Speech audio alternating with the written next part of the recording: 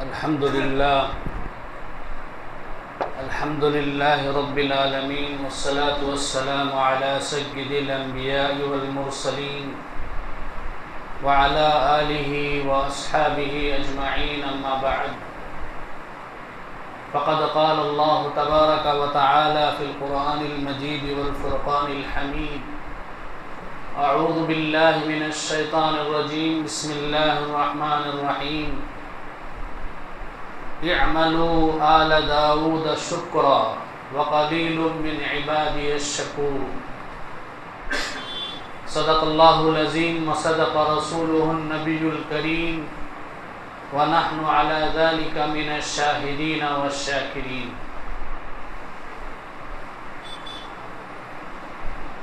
محترم بزرگوں اور دوستو، اللہ رب العزت کی نعمتیں روزانہ ہر گھڑی ہم پر برستی رہتی ہیں، لیکن ہمیں اللہ کی نعمتوں کا احساس نہیں ہوتا.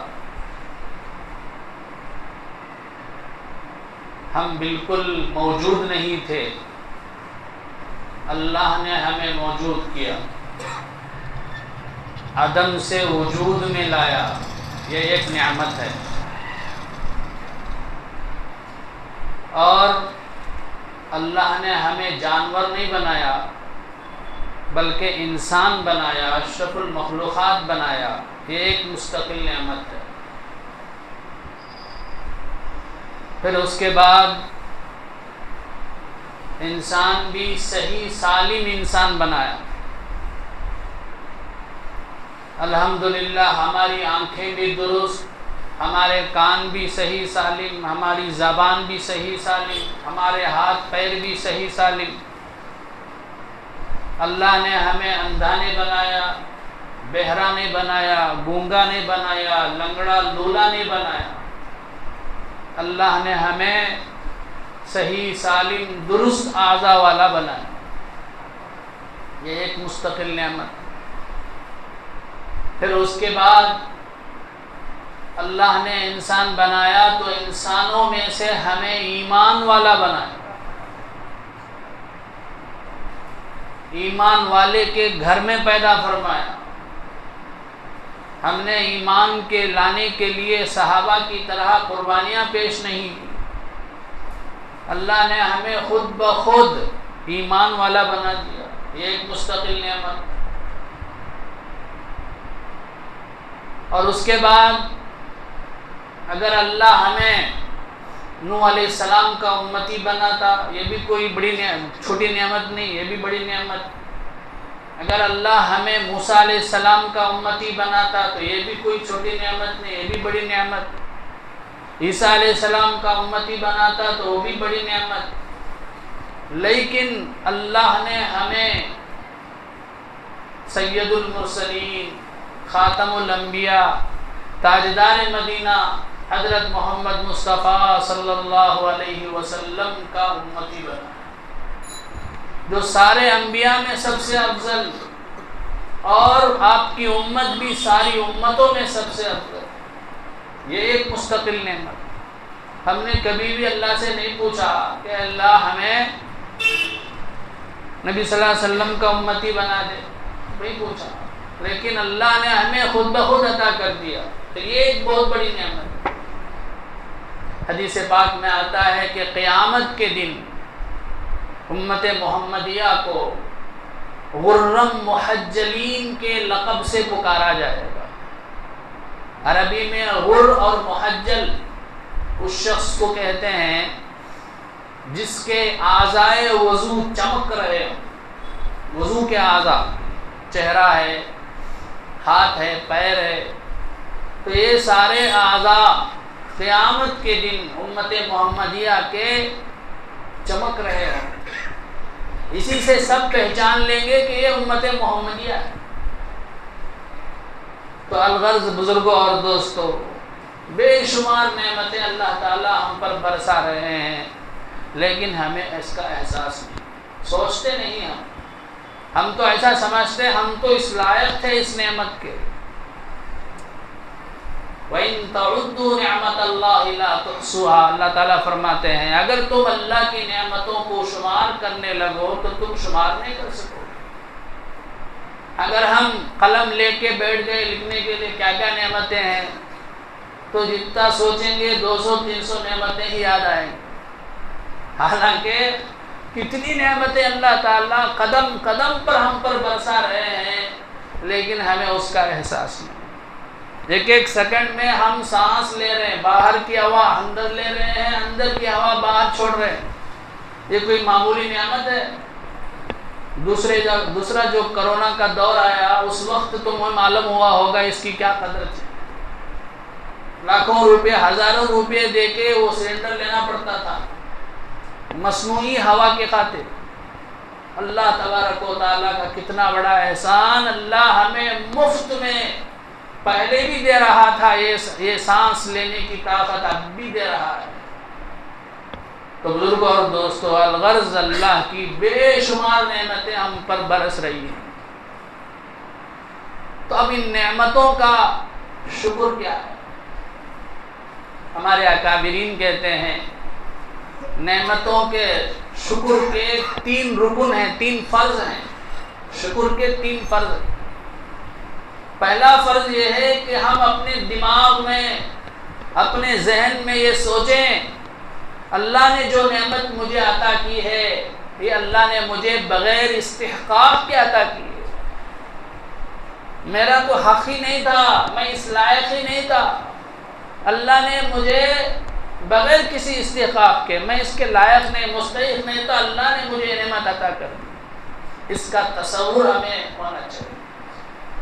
بزرگوں اور دوستو، اللہ کی جو نعمتیں ہیں ان نعمتوں کا احساس ہمیں ان نعمتوں کے زائل ہونے کے بعد، ختم ہونے کے بعد ہوتا ہے. ماں کا ہونا کتنی بڑی نعمت ہے ایک آدمی کے لیے، باپ کا ہونا ایک آدمی کے لیے کتنی بڑی نعمت ہے، بھائی کا ہونا ایک آدمی کے لیے کتنی بڑی نعمت ہے. لیکن جب تک ماں باپ، بھائی بہن، رشتہ دار موجود رہتے ہیں ہمارے سروں کے اوپر ہماری سرپرستی کرتے ہوئے تو ہمیں اس کی قدر نہیں ہوتی. لیکن جب وہ خدا کو پیارے ہو جاتے ہیں، دنیا سے پردہ فرما جاتے ہیں، تب ہمیں احساس ہوتا ہے ہمارے ابا ہوتے تو ایسا ہوتا تھا، ہماری امی ہوتی تو ایسا ہوتا، ہمارا ایک بھائی ہوتا تو ایسا ہوتا. قدر نعمت بعد زوال.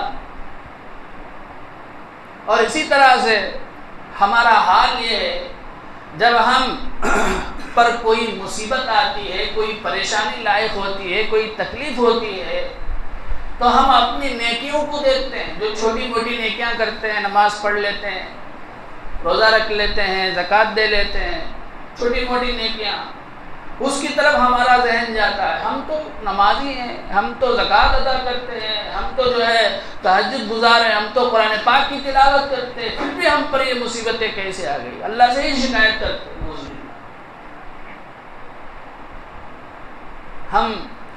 ہمارا حال یہ، ہم یہ نہیں دیکھتے کہ یہ سب کر رہے ہیں کہیں ہم سے کوئی گناہ تو نہیں ہو رہا ہے، اللہ کی نافرمانی تو نہیں ہو رہی ہے، شریعت کی خلاف ورزی تو نہیں ہو رہی ہے. اس کی طرف ہمارا ذہن جاتا ہی نہیں. اللہ والوں کا حال عجیب تھا. ایک بزرگ تھے، ان کو پیشاب کی تکلیف تھی، مکمل طور پر پیشاب نہیں نکلتا تھا، تھوڑا تھوڑا نکلتا تھا، جس کی وجہ سے ہمیشہ وہ اپنے ساتھ پیشاب کے لیے ایک شیشی رکھتے تھے. بڑے بزرگ تھے، بڑے اللہ والے تھے. تو ایک صاحب ان کی بیمار پرسی کرنے کے لیے، عیادت کے لیے گئے، طبیعت پوچھنے کے لیے. کسی مسلمان کی طبیعت جا کر پوچھنا، عیادت کرنا، اسلام میں اس کا بھی بہت بڑا ثواب ہے. ایک حدیث میں آتا ہے اللہ کے نبی صلی اللہ علیہ وسلم نے فرمایا اگر کوئی مسلمان بھائی اپنے دوسرے مسلمان بھائی کی عیادت کے لیے، بیمار پرسی کے لیے، طبیعت پوچھنے کے لیے جاتا ہے، صبح میں اگر جاتا ہے تو شام تک 70,000 فرشتے اس کے لیے دعائیں مغفرت کرتے رہتے ہیں. ایک نے دو نے 70,000 فرشتے، اور فرشتوں کی دعا کبھی رد ہو سکتی ہے؟ اگر شام کو عیادت کے لیے جاتا ہے تو صبح تک 70,000 فرشتے اس کے لیے دعائیں مغفرت کرتے رہتے ہیں، اور ایسے آدمی کے لیے جنت میں ایک گھر جو ہے تیار کر کے رکھ دیا جاتا ہے۔ اتنی بڑی فضیلت ہے عیادت کی، یہ سنت بھی ہم سے آج کل چھوٹ رہی ہوتی۔ پڑوسی رہتا ہے، بازو کمرے والا رہتا ہے، وہ بیمار ہو جاتا ہے، لیکن ہمیں اتنا بھی ٹائم نہیں کہ اسے پوچھے کہ بھائی طبیعت کیسی ہے۔ اسلام میں ہم نے ایک ایک چیز کی تعلیم دی ہے، لیکن ہمیں پتہ بھی نہیں کہ اسلام کی تعلیم ہے، ہم اس میں جو ہے بالکل کوتاہی کرتے ہیں۔ تو بہرحال وہ صاحب اس بزرگ کی عیادت کے لیے گئے، اور جا کے ان سے پوچھا کہ حضرت آپ تو اتنے بڑے اللہ والے ہیں، اتنے بڑے تقوی والے ہیں، اتنے بڑے پرہیزگار ہیں، اتنی عبادتیں کرتے ہیں، اتنا تقوی اور پرہیزگاری آپ کے اندر ہے، لیکن آپ ایسی تکلیف میں کیوں ہیں؟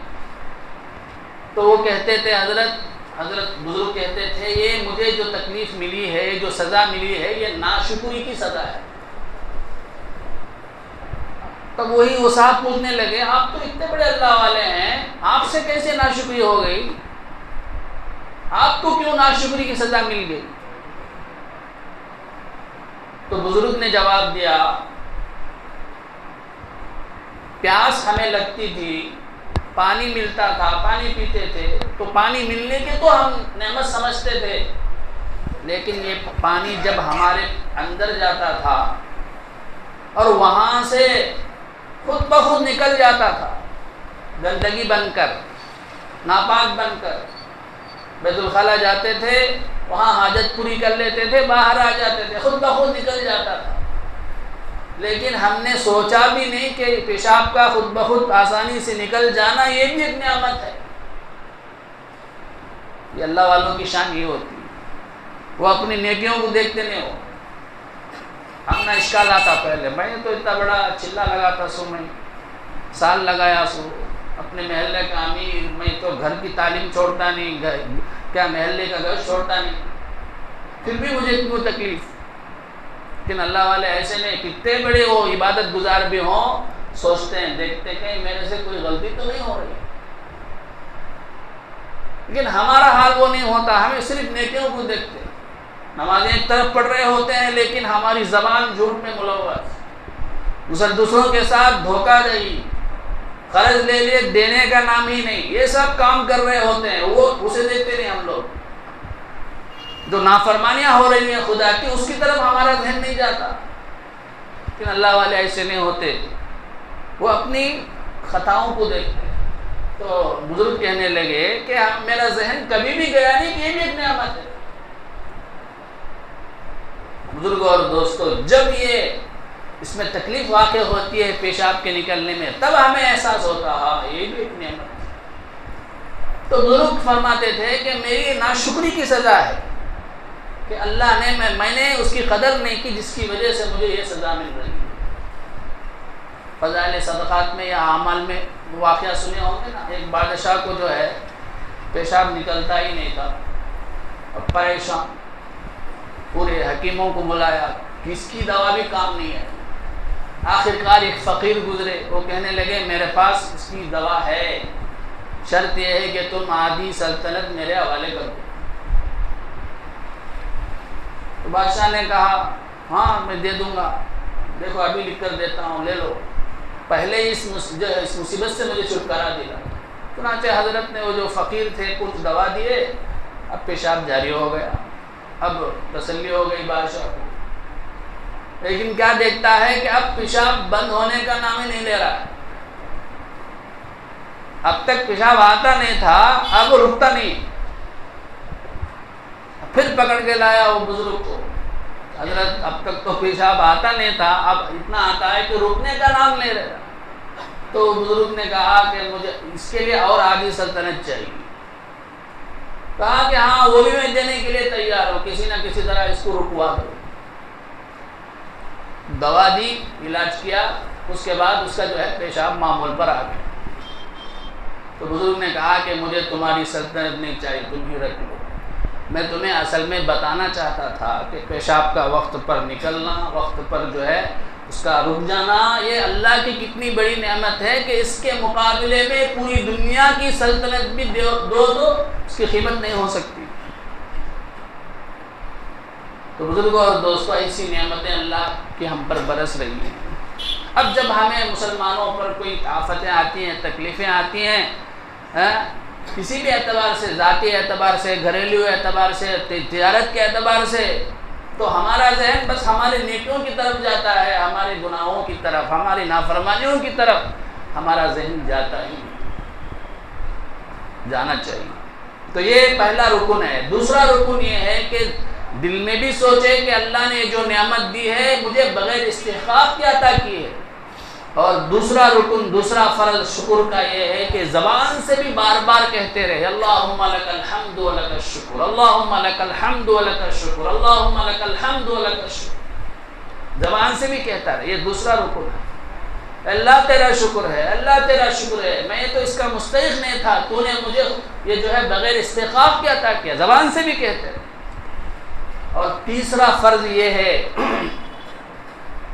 کہ جو نعمت اللہ نے ہمیں دی ہے اس کو صحیح جگہ استعمال کریں، اللہ کی مرضیات میں استعمال کریں، جہاں اللہ نے اس کو استعمال کرنے کا حکم دیا وہاں استعمال کریں۔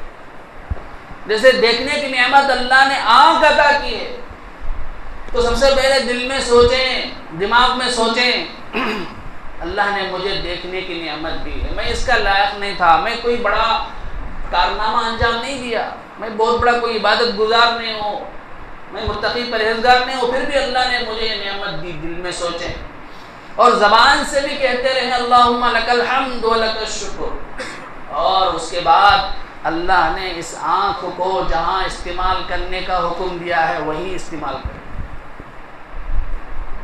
ناجائز جگہ آنکھ استعمال نہ کریں، آنکھ کے ذریعے نامحرم عورتوں کو نہ دیکھیں، آنکھ کے ذریعے سے فلموں کو نہ دیکھیں، آنکھ کے ذریعے سے غلط قسم کی تصویروں کو نہ دیکھیں، ناجائز تصویروں کو نہ دیکھیں۔ کان اللہ نے دی ہے تو کان کے ذریعے سے جو ہے گانے نہ سنیں، دین کی باتیں سنیں، نصیحت کی باتیں سنیں۔ آنکھ دی ہے تو آنکھ سے قرآن پاک کو دیکھیں، قرآن پاک کو پڑھیں، جائز جگہ ہماری نگاہ۔ تو یہ شکر کا ایک تیسرا اہم رکن ہے۔ اسی کی طرف اللہ نے اشارہ کیا اعملوا آل داؤد شکرا، اے آل داؤد، اے داؤد کے خاندان والو تم شکر کا عمل کرو۔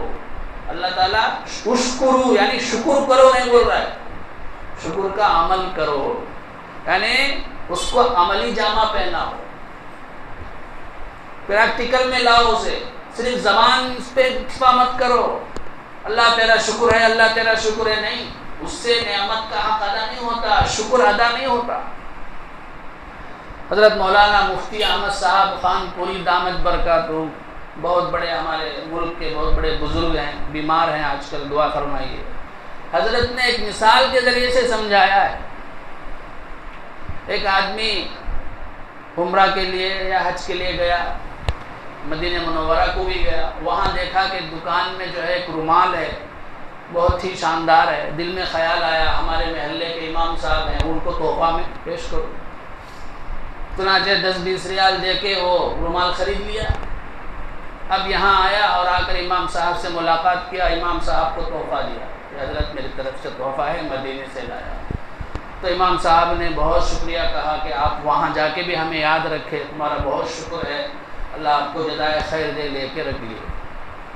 اب یہ صاحب جو ہدیہ لا کے دیے وہ سوچ رہے ہیں اب جب نماز کو آئیں گے تو امام صاحب وہ رومال اوڑھ کے آئیں گے، دیکھا تو رومال اوڑھیں گے، سوچا کہ شاید جمعے کے واسطے رکھ لیے ہوں گے، جمعے کے دن اوڑھ کر آئیں گے، دیکھا تو جمعہ کو بھی اوڑھیں گے، پھر سوچا شاید رمضان میں جمعہ کو اوڑھ کے آئیں گے، تو دیکھا پہلا جمعہ آ گیا، دوسرا جمعہ آ گیا، کسی جمعہ میں اوڑھے ہی نہیں، رمضان سب گزر گیا۔ اب سوچے شاید عید کے دن اوڑھ کے آئیں گے، دیکھے تو عید کے دن بھی اوڑھے۔ اس کے بعد امام صاحب بیمار ہو گئے، اب ان کی عیادت کے لیے گئے، جا کر دیکھا تو جہاں جوتے اتارتے ہیں وہاں پر وہ رومال بچھا کے رکھے۔ اب ذرا دیکھو کتنی ہمارے دل میں پر کیا گزرے گی، ہم کیا سمجھیں گے؟ امام صاحب کو قدردان سمجھیں گے؟ پھر کبھی ہم وہ ہدیہ دیں گے ان کو؟ کیونکہ انہوں نے صحیح استعمال نہیں کیا۔ تو بزرگوں اور دوستوں، ایسے ہی اللہ نے ہمیں بے شمار نعمتوں سے نوازا ہے، ایمان کی نعمت عطا فرمائی، امت محمدیہ بنایا، امت محمدیہ میں سے بنایا اور صحیح سالم بنایا۔ اب ان نعمتوں کا شکر یہ ہے کہ جہاں اللہ نے استعمال کرنے کا حکم دیا ہے وہاں استعمال کریں۔ اگر ہم ان کو ناجائز جگہ استعمال کریں گے، اس کی توہین کریں گے، تو اللہ تعالیٰ کو کتنا غصہ آئے گا سوچ کر دیکھیں۔ اللہ تبارک و تعالیٰ مجھے بھی آپ کو بھی نعمت ایمان کی اور اسی طرح دیگر تمام نعمتوں کی جو ہے قدردانی کرنے کی توفیق عطا فرمائے اور شکر کے یہ تینوں فرائض ادا کرنے کی توفیق عطا فرمائے۔ آمین وآخر دعوانا الحمدللہ رب العالمین۔